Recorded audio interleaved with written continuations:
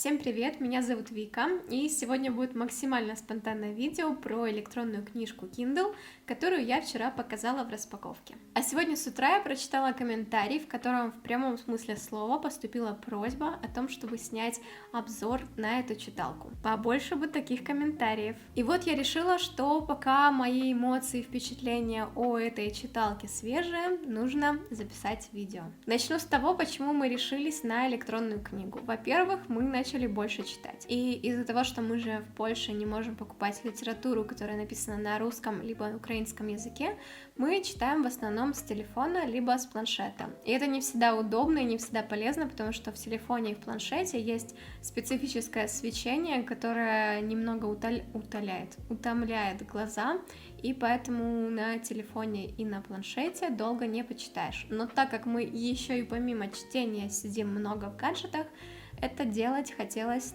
либо на книге, которая как печатная, либо на читалке. Плюс, когда читаешь на телефоне, ты постоянно отвлекаешься на уведомления, на разные чаты, на разные приложения, заходишь в Инстаграм, в Ютуб, и это тоже не совсем удобно. Поэтому было принято решение о том, что нам нужна электронная книга. И теперь можно перейти к нашим ожиданиям. Их можно описать 5 пунктами. Первое. Начну больше читать. Второе. Каждый вечер буду засыпать с книжкой в руках. Третье. Теперь смогу читать, когда принимаю ванную. Четвертое. Куплю красивый чехол для книги, потому что я прям фанат разных чехлов, футляров для техники, разных аксессуаров. И пятое. Буду выходить на улицу с собакой и читать где-то под красивым деревом. На этом лично мои ожидания закончились, и можно перейти к тому, как именно мы выбирали книгу и по каким параметрам. Первое, на что мы обратили внимание, это, естественно, характеристики. Я заранее почитала, какими должны минимальными параметрами обладать электронные книги, и начали выбирать. Эти параметры такие, как тип дисплея, разрешение и размер дисплея, а также память. И, конечно же, после того, как я узнала эти параметры, я ввела самый популярный запрос среди читалок и самый узнаваемый бренд среди них — это Kindle. Я начала сравнивать разные модели среди Kindle, читала на них обзоры, разные топ-книг и поняла, что Kindle далеко не самые лучшие книги на рынке сейчас, точнее, не то, что не лучшие, это не единственные читалки, и очень много читалок, которые появились буквально за последние несколько лет, имеют намного превосходящие параметры, очень классные экраны, там даже были цветные экраны. Некоторые читалки имели просто десятки гигабайт памяти, в некоторых был установлен Android, и даже, помню, одну нашла, на которой можно рисовать с помощью стилуса, который идет в комплекте.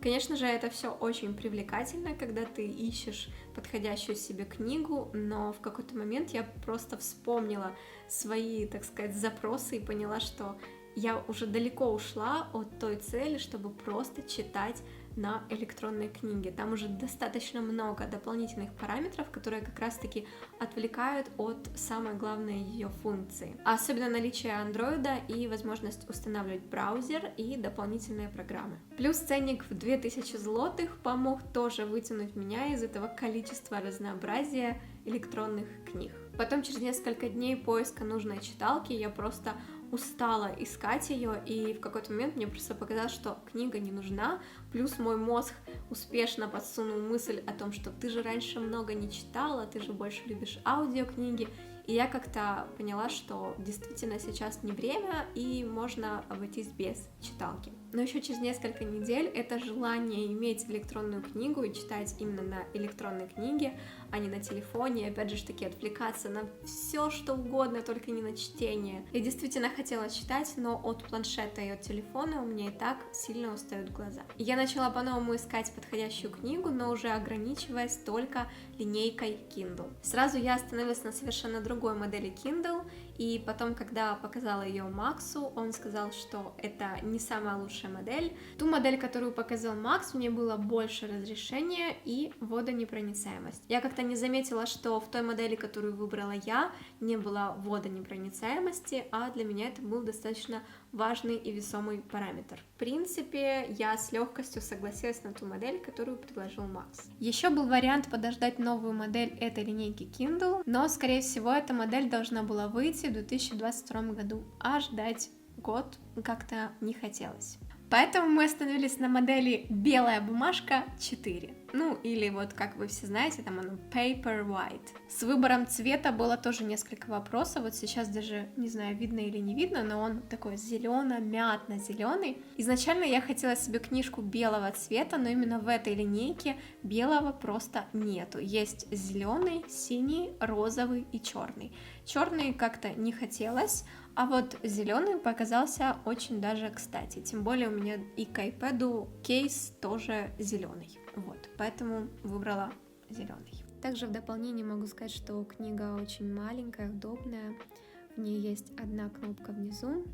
И скажу честно, вначале я не очень поняла, как пользоваться книгой, какие жесты нужно использовать. И хорошо, что разработчик позаботился об этом и вложил в нее руководство по пользованию.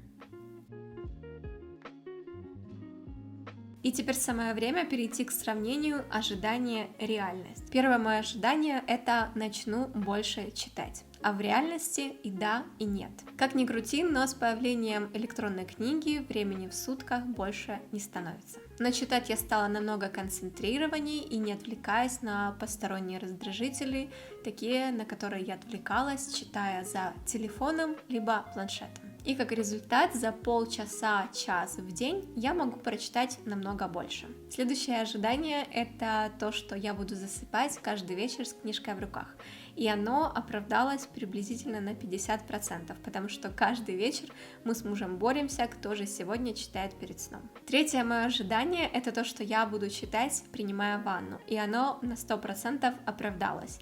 Правда, теперь я купаюсь в холодной воде. Четвертое мое ожидание — это то, что я смогу купить красивый чехол. И оно не оправдалось совсем, потому что на эту модель, как оказывается, очень мало красивых чехлов.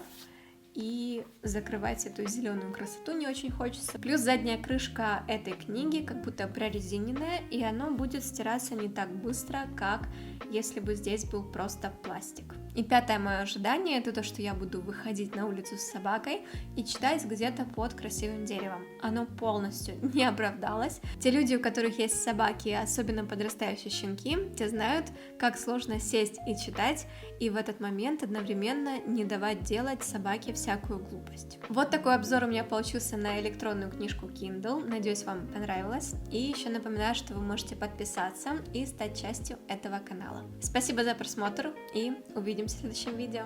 Пока! Чувствую себя корреспондентом каких-то новостей.